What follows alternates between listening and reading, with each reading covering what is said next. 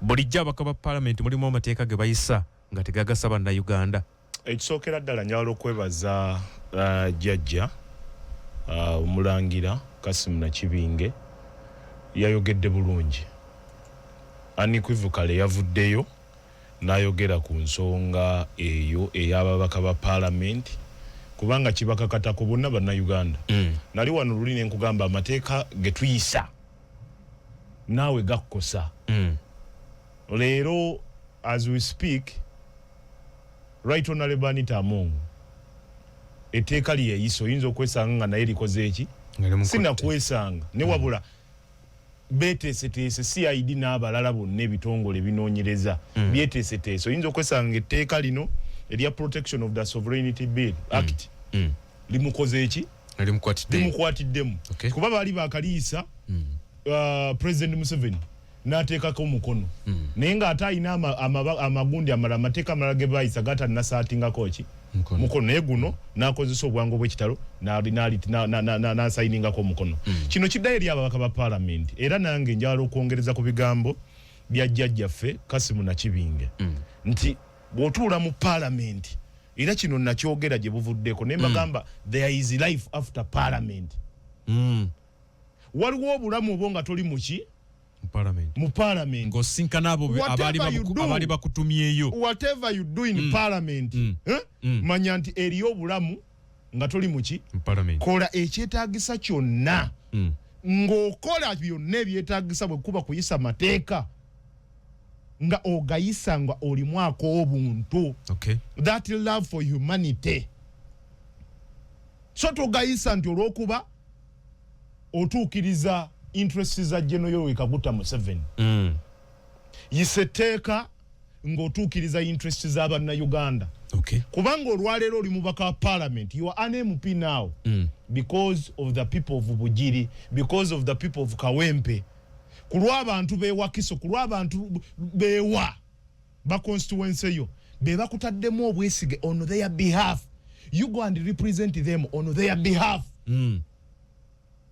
Waliwo ababaka ba parliament abatuukayo ne bamera obwebindu ne bamera enkokolo ne bamera obwebindu emmotoka bamuggulira bugulizi ekooti abaafulumya ali kusimu bwati atekayo mukono bwati ge masappe ekyo nakiraba ku Secretary General w'ekibiina kya Piero Yu mukulu Daudi Kabando mbaka we Kasambia bamuggulira emmotoka mubaka wa parliament nga mbaka wa parliament nenge nabadde mu bulamu bwa bulijjo kikyamu ekyo okuzigulira emmotoka. Listen okugulira emmotoka si musango okugulira emmotoka siki kuba kumira bwebwendo naye omuntu ofulumye waliwo betulaba ne bebamba nga babambaza engatto. Imagine engatto gyolaganda bayo oli n'afuluma bulungi emmotoka ne bamwambaza engatto ng'abadde teyazambadde n'afuluma avudde waka kimanyi alina okugenda mu parliament nga ataddeko ekkooti ofuna ekkooti bazambaza emitto. Olina ababaka bomanyika bwe bambaza engatto. Nali ku parliament yawo let me tell you nali ku parliament yawo nalabako n'agange nga Moses Magogo yafuluma mu mmotoka nga ali ku ssimu ekkooti nga esigadde wali n'ayimirira yakola bukozi bwati ono omukuumi n'amwambaza neno n'amwambaza n'atereera ati ogambye ani ow'ekitiibwa Moses Magogo Salongo ono akulira ekibiina ekifuga omupiira mu fufa sina Salongo yekka genda ku parliament yawo ababaka balina amalala tetugalabanga Katonda onkwasizeeko luswa bwe ntuukanga ku sseeryo onzije mu parliament okunyambaza ekkooti malala kyogamba bulijjo yakwambaza ye mukyalawo ndi ku ssimu ate njagala genda ng'essimu sigivuddeeko omulimu gwe kukukuuma sikunyambaza ki sikukwambaza kkooti nagundi nangatto tuleme kukakkanya bantu kubambaza engatto tolaba ababaka ba parliament be bambaza sibalaba nze Right Honorable Triple A abadde atuse kusanga bamwambaza engatto Anita Among diro bagimwambaza. That I'm telling you, no, you go and retrieve the videos. Go and retrieve the videos. Oddeyo weekend oli munna mawulire ngani azimwambaza nga bamwambaza sina yekka waliwo n'abalala bwama mutuyambeko abalina bu video bwo mu bugatte nga babambaza bwambaze engatto There is time after that office. Anita Among. Yes. Ngatuse kussa. Yes. Eri mwambaze engatto. Eri mwambaze engatto. Ne ekyo kiddayo wali tu reflecting ku bigambo bya jjajjaffe bya mukadde waffe Dr. Kasim Nakibinge. Ebyo byonna kibizingira wamu bakolere bantu banna Uganda tubeeremu n'ak'obuntu. Gwe bw'ona ogenda nti you're serving the interest of General Yoweri Kaguta Museveni as an individual, remember you're serving a country called Uganda.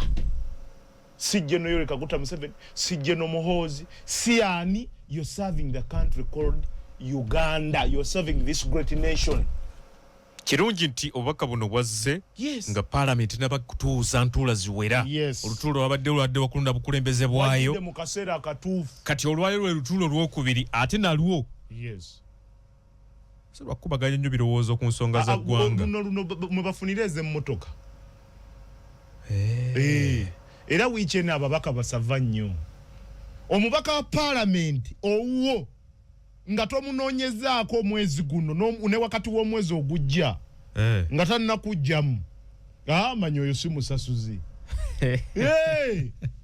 bibalo kati kakati obala nti bw'ayingira n'afuna 315 ez'emmotoka bw'abanga okotakuwaddeeko n'omutayiriza wali ku kalooni yes balina okulya looni anti kati ababaka ba parliament experience gye nninaawo ku house manyi nti bw'atuuka mwezi ng'ogw'omunaana gwa mwenda biba bitandika okutagala bitya anti abamu baba bagenzeeyo abayagala asule mu nnyumba ey'ebbeeyi aba balina expectations mu constituency kati kugenda otuuka ogw'omunaana ogw'omwenda nga aga Katonda muggulu endabirwamu ezaali wansi wano nga ziba waggulu. Kati kambuuze nawe olinayo kuki gogenda okunoonya wakati w'ebbanga eriro nina ababaka bengenda okunoonyaako in fact bonna era natandise okukubira masimu ku masimu nti owaayo okoze otya okuba luseke luseke ate lubi luseke nyamu atakuba luseke sebo eri atakuba luseke sebo sirukuba taliyo sebo kagugwe tokuba luseke abakulu mu nzikiriza y'Uisiramu duse kubaka bwa mufti wa Uganda Sheikh Shaban Ramadhani mubajje wamuwulidde yakukulumye nti kitutte ebbanga buli mwaka buli kisanja President Museveni buli lwalonda cabinet ab'enzikiriza y'Obuisiraamu tebalabibwamu nnyo ng'asinziira ku cabinet y'omulundi guno eyakafuluma gamba nti abaisiraamu babiri bokka ku bifo byonna ebyabaminisita agamba babiri basatu fe abaisiraamu twakola ki awo tuba tusinziira tukube toki ne mu cabinet luwemba luswa cabinet yalondeddwa ogitunuulidde mu ngeri ki kaakati ekisookera ddala nze nga luwemba simanyi bigendererwa bya General Yoweri Kaguta Museveni byasinziirako nga agaba ebifo ekyo naawe Kagogo n'abatuuliriza oyinza okuba tomanyi interest ze nedowooza ekigendererwa ekikulu kyabuweereza bannayuganda bafuna obuweereza obw'ekinnonogo ekifaananyi kyonna mwe tukirabira kati kirabire mu kifaananyi ekinene yes nti oli bw'aba alonda cabinet for example radio 4 bw'eba eronda Samuel okukulira doketi ya social media digital platforms tomanyi kwe basinzidde tomanyi amulonze asinzidde ku ki mwekyabeera mulabyemu obusobozi mu kyo General Museveni yakyerekereza yerekereza ensonga ABCD lwaki nonzo ono senga twali tumuteeka ku minzaani okunnyonnyola nti bw'aba afulumya cabinet aweeka at least zibanga copies 5 mu kunnyonnyola annyonnyole eggwanga nti lwaki nkomezaawo Right Honorable Nabbanja mu kifo kya Prime Minister lwaki nkomezaawo retired Major Jessica Alupo nga Deputy President lwaki nkomezaawo Right Honorable Kadaga onfunye annyonnyole nti bano bakoze bone ebyo byabyerekereza kiba kizibu nnyo ffe baluwemba okumanya nti lwaki akoze bw'ati ebbanga lyonna lwaki leero mukwano gw'enfanfe ani ono wa Kayindo Otafire yamujje mu doketi ziri zabadde amanyi n'amusuula mu mazzi n'amufuula pulamba yerekereza ensonga ezo onfuna so kiddayo ku bigambo bya mukadde waffe Supreme Mufti nti selection ebagiya General Kaguta Museveni oba tomanyi kubanga ebigambo bye nabiwuliriza nnyo n'agamba nga onsudde mu doketi eri onsudde mu gundi nti eno y'Abakatuliki no bwemba nina obusobozi mbukole ki era nina gwe nabadde naye awo naŋŋamba kanama male kulaba Buganda bagiwadde baminisita bameka mutima nekinkanga neŋŋamba kati obukulembeze butambulira ku mawanga na ddiini awe wali problemu y'Abannayuganda awe tulina obuzibu buba buweereza oli bw'aba akuwadde obuvunaanyizibwa n'obukkiriza weereza tambulira ku miramu egy'abantu genda olwanyisa enguzi onfunye bafunye opportunity ndabye mu cabinet wano omukyala Nabbanja ne Nabbanja alogerawa lwaki ogamba nti aloga Nabbanja alogerawa nina kwenkijje obadde okimanyi nti kati appointment ya Right Honorable Nabbanja agenda kuweza emyaka 7 n'ekitundu bwe bitakyuka nga yatudde mu ntebe eyo nga Saba Minister w'eggwanga of all allegations zembadde mpulira ku Right Honorable Nabbanja yakomyewo ate era tulina okukitegeera Nabbanja mukyala mukozi nze nga opposition muyozaayoza kubanga mukyala mukozi wa bikolwa nze luswa njagala nnyo omuntu w'ebikolwa omuntu ayogera n'atuukiriza bakuyita walking the talk oyogera nga bw'okola saagala nnyo omuntu ayogera nga takola ki takola Nabbanja she is hands on oshagede tumulaba teyeteeka mu bibiri bye nagame teyeteeka mu babuyita bw'ebindu ne bamera obw'ebindu oshagede Nabbanja omulaba mu nguudo omulaba mu PDM omulaba ali luddawa so nze muyozaayoza kwa appointment ye nga abakyala nabo bali ku mwanjo kubanga abakyala ndabye wana abakyala abawera ndabye gundi ndabye retired major nga deputy vice president ndabye mukyala Mire Babalanda minister for presidency ndabye second deputy prime minister Kadaga Right Honorable Kadaga ndabye Misa Kabanda owa Kampala n'abalala bangi naye mu ngeri y'enjawulo erakkiriza njozeeyoze n'abo abalala ya muganda wange Kabuye Kyofa Togabye okoma mu Kampala he has done akoze he has performed akoze botunulira ensonga za boda Kabuye Kyofa Togabye abadde musaale nnyo okulaba nti boda zeegatta baforminga circles. Let me tell you fenga abavuze ku boda abaze beerandiza tulabanga boda at least waliwo enjawulo kino kijidde mu bukulembeze bwa Kabuye Kyofa Togabye oshagede era musaba nti agende maaso n'obuvunaanyizibwa obwo omanyika Kyofa Togabye yafunamu resistance emabega Keri ey'omulodi ninkakasa nti ene eya Honorable Bali Mweze genda kumwanguyira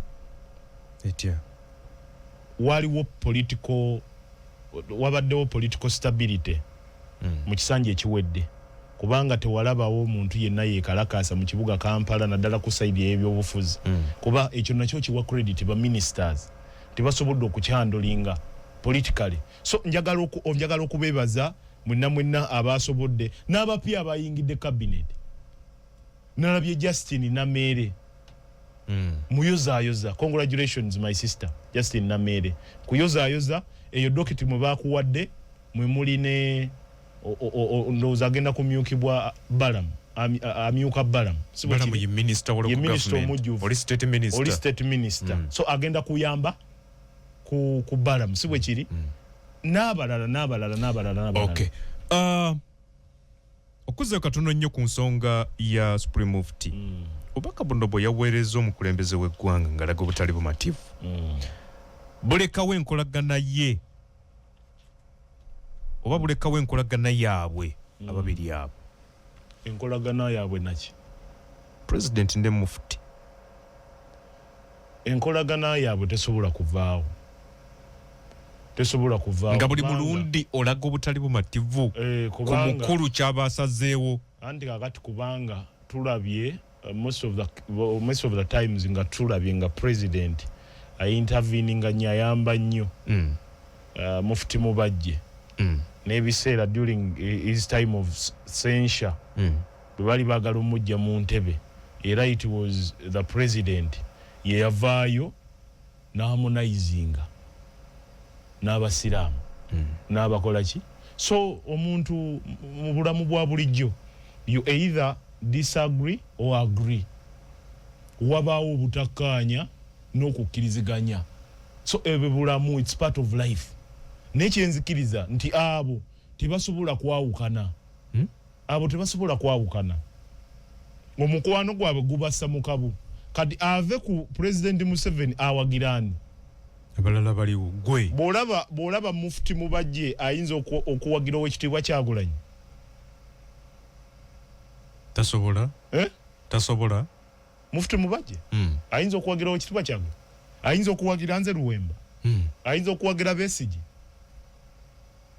Lwaki? So kati ennyumba naddala ennyumba kati nga statement ya Mufti Mubajje nga as a president. Fekyo kyetwagala. Kuba bagamba president alabwa mu kamwa. Mufti Mubajje akamulabyemu amutunudde mu kamwa. President addibwamu. Okay. Bagamba president addibwamu. Kati awo munyumirwa. Tunyumirwa. Ennyumba ekutta omuliro. Yes. Naye ate era nabo bakimanye. Nze kikuzaayo wali Kagogwe. Selection gye yakoze yeegundi tetusinzira nnyo ku gundi nti bwe tunaasinzira ku basiraamu abawadde kino Abaganda abawadde kino Abakyoli abawadde kino Abalanga abawadde kino bwe kibeera nga omuntu agenze mu doketi eyo anaaweereza obusiraamu anaaweereza bannaddiini nga tasosodde regardless of the tribe, regardless of religion, regardless of what, tujja kumuwa credit. Naye obuzibu bwe bujjira nga batandise okusosola mu mawanga, batandise okusosola madini. Okay. Yes. Webali nnyo balire ddala njagala okujjukiza eggwanga nti president wabalonda abantu mu cabinet ne baatula nabo okulonda cabinet eyo tebatunuulira nnyo ddiini, batunuulira nnyo gundi asobola ki, gundi akoze ki, wano we tumuteeka waana atuyamba anaayamba atya eggwanga. Kyova olaba nti omuntu asobola okuva mu kifo ekimu n'ateekebwa mu kirala oba omulala n'asuulwa. Waliwo abamu abasuulwa oba oli awo gakyali kiteeketeeke nti ku mulundi guno tumwerekereze olw'ensonga eziba zimutambuliddeko. Naye ekyeddiini kino saagala nnyo tukitunuulire. Ate ffe Abakatuliki tebaatuwadde bantu be tubadde tusuubira. Ate ffe Abasiraamu twakoze no. Ndowooza tutunuulire nnyo obusobozi bw'omuntu. Tetutunuulira ddiini. Yes, tetutunuulira ddiini, tutunuulire nnyo obusobozi bw'omuntu. Sebo nkwebaza okuba ku submission ya mirimu egyo egikolebwa. Tutunuulire nnyo obusobozi. Yeah. Njagala tumalirize n'ensonga eno. Anita Amongo tannaba kuva mu mawulire, tannaba kuva mu nsonga za ggwanga. Ensonga za Anita Amongo lwaki anoonyerezebwako? Bangi badde basuubira nti erinnya ligenda kulabikira ne mu kabineti eno teryalabise. ensonga ze z'omukunoonyerezaako nti yeetaba mikolo ebyobuli bw'enguzi abamu ku bannayuganda batandise okubikyusa babitaputa mu ngeri ndala ezandiba nga si nsonga za byabufuzi nga lwaliwo olusaalo lw'obuyinza wakati we ne President Museveni luwemba luswa mpa ku ndowooza yo ku kino okusinziira ebintu nga bwe biri kati sofa bwe biyimiridde wakati w'okunoonyereza kwa Anita Among gw'olaba ki? Ekisooka nze I sympathize with the Right Honorable Triple A. Nyorwa wamu naye mukwatibwa ekisa to some point. General Kaguta Museveni kino kituwa ekyokuyiga n'abalala. Nti as long as nti General Museveni akyaliwo ng'akyali mulamu, General Museveni tayagala muntu asobola kukola mobilization. The moment President Museveni bwakuzuula nti you're good at mobilization, tactics ze zaakozesa z'okozesa.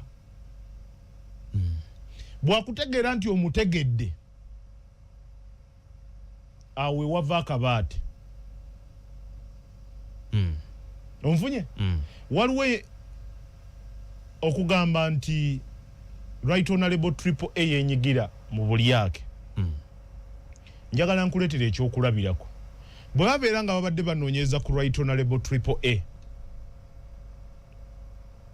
nga ddala yenyigira mu buli yake. Parliament yonna ng'abakulu babadde babasamoni nga bonna ne babanoonyerezaako. Okuvira ddala ku kiraka wa Parliament Adolf Mwesigye. Okuvira ddala ku Anita Among nga bwe bikiri. Adolf Mwesigye, Deputy Speaker, Commissioners, Chris Obole, Akinani, administration ya Parliament yonna. The likes of Mpuuga. Bonna. Leader of opposition. Bonna. Joel Osenyonyi. Bonna. N'obukiiko bwa Parliament bwonna. Bonna senga kati bali mabuusu nga banoonyerezaako. Oba senga bali nga bakola ki? Bwe bakola independent investigation. Deputy Speaker. Bonna. Naye for the case of Right Honorable Triple A, ensonga ya buyinza era nga bwogambye tekiri kugundi nti bamunoonyerezaako ku buli yake. In my view, in my ndowooza yange si yiyo nga Kagogwe, era saagala bakusamoninge bakutwale mu basement kuba ndabuutidde. Gwe lwaki oyogera ebinakutwaza mu basement? Agwe nze basement sigitya. Nze nkubuuza kibuuzo tugamba nti otegedde naye amaloboozi agava mu bannayuganda nga googera birala. Lwaki kugamba nti bwandibwa obuyinza? Kubanga bw'otunuulira ebibadde bivaayo kigambibwa nti Right Honorable Among bino byonna nga gundi okusparkinga Rolls ye yali spark naye nga babadde banoonya engeri gye bamufunyaamu bati bamufulumye ki nga tebalaba bwe bayinza kumugira. Kyovola nali wano ne nkugamba nti Oweekitiibwa Norbert Mao yaliwo nga kwongera kuvunza kigundi kiwundu. Lwaki olowooza nti buyinza yekanaluza? No, lwaki nkugamba nti buyinza? Right Honorable Triple A okusinziira emirandira gy'abadde ataddewo, ate nali wano ne nkugamba nti muzeeyo okusinziira mu myaka gy'alimu simusabira nti oba oliawo agende, onfunye nti oba oliawo kigozi, naye nali wano ne nkugamba death is inevitable. Ate bwe tutunuulira wano olubiriwo olwaleero tuli mu biseera bya transition. Omuntu abadde ayinza okulemesa General Muhoozi okutuula mu ntebe abadde Right Honorable Anita Among, kubanga one abadde ne sente abadde azifunye. Triple A sente abadde azifunye ng'azipimira mu kiro, kubanga sente wane Uganda yefuga buli kimu. General Kaguta Museveni atufuze emyaka egyo gyonna agenda kuweza myaka 45. Kino bw'anaaba akimazeeko Katonda amusaasire. Atufuze olw'okuba nti atufugidde mu bwavu. Onfunye? Ekirala divide and rule. Eno bw'ayawulayo n'ayawulayo awo aba akola ki? So Right Honorable Triple A sente abadde azikoze eki? Azifunye. Sijja kuwakanya kuba oyina intelligence. Ate ekirala ng'eddoboozi aliyina eryogera abantu ne bawulira. Command, yes. Abadde aina influence ya judiciary. Nga yaginafuya n'agiteeka mu ttaanaati. Abadde aina influence ya police. Ng'okubira IGP n'amulagira nti gundi akwatibwe. Tewayita second. Bino byonna babitunuulidde. Bino byonna bwe babitunuulira. Ng'ate omutabani naye yeeteeseteese alaba nti ono ayinza okuba threat. Onfunye kye nkugamba. Ng'alaba nti ono ayinza okuba threat. Eri omuki, eri omutabani. Era kyovula ba video we zayitinga neze kololo nga amunnyonnyola mugamba taata sigenda kwesimba ku bwa president. Onfunye bye bayogera wabiwulira. Omanyi gwataaliwo wabiwulira otya baali babiri mu kafubo. Kagogo olwaleero nze nsoma facial expression. Era yogera ali akubye kamera omugongo. Nga gubannyonnyola yatunudde mu kamera. Nali yawusa omuntu otegeera. Osoma embeera n'otegeera nti kati General Moses si byaliko. Ali ku birala. Nali wano ne nkugamba Tayebwa, Right Honorable Tayebwa akomawo nga deputy speaker. Era bwe kiri yakomyewo. Kubanga ekyali kirabika. Ono waabwe. Era n'emirundi egisinga gyonna yabadde amu representinga ku mikolo egy'enjawulo. Nga ya obubaka bwe yabukiikirira. Kale njagala kwerekereza. Kati ekyanita Amongo tekiri ku buli bwanguzi. Kiri kuki? Kiri all about power, buyinza. Buyinza. Mwenyini yavaayo ennaku ezo. Era bw'olina na General Yoweri Kaguta Museveni n'omulina nange Entebbe ogyegezaamu mutemwalaba. Wali owulidde ku vice president ne yaliko Gilbert Bukenya. Gilbert Bukenya buli Museveni kyayina olwaleero kye yayina characters za Museveni yazambala ekikofiira okuwuba bwoti entambula enjogera naye gye byaggwera muganda wange ali Kakiri ali alunda nkokoze. Gwogambye nti mundabayo Anita akola ki? Anita buyinza. Katonda akukuume nkutadde. Amina. Katonda takumira mpeera bankuume.